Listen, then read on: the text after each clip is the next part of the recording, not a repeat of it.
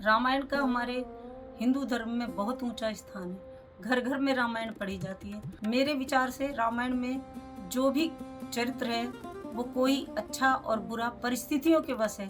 पूर्ण रूप से कोई अच्छा नहीं है और कोई बुरा नहीं है। जैसे कैकेयी माता को ही लीजिए।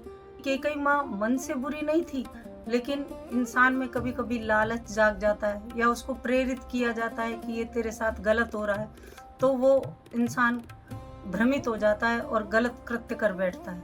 इसी तरह जब कैकेयी माँ ने राम को वनवास दे दिया और राम वनवास चले गए और दशरथ जी का देहांत हो गया, जब उनका अंतिम संस्कार हुआ उसके बाद गुरु वशिष्ठ ने कहा कि भरत, अब तुम सिंहासन और ताज संभालो क्योंकि तुम ही अब भावी राजा हो।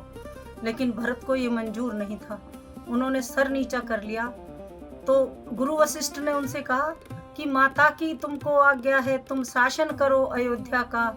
यदि इसे त्याग दोगे तुम तो उल्लंघन होगा आज्ञा का। माता की आज्ञा का उल्लंघन तो यदि कोई पाप कहता है तो भरत याद रखो यह भी वह पाप तुम्हें लग जाता है।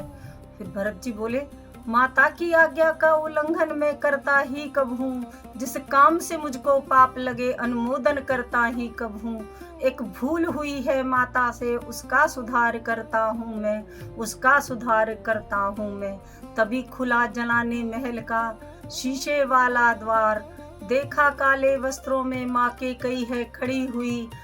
गंभीर भाव की मुद्रा में कुछ होठों से वो कहती हुई, मैं सहमत हूँ, मैं राजी हूँ, मैं कहती हूँ उठो बेटा। मुझ कलंकनी के माथे से सारा कलंक दो दो बेटा।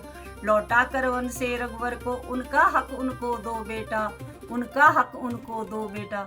तो उनके अंतर मन में कहीं तो प्रायश्चित था, तभी वो उस भूल को सुधारना चाहती थी।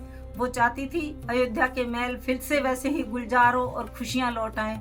लेकिन ये तो भाभी प्रबल है, जो करना चाहती है करके रहती है।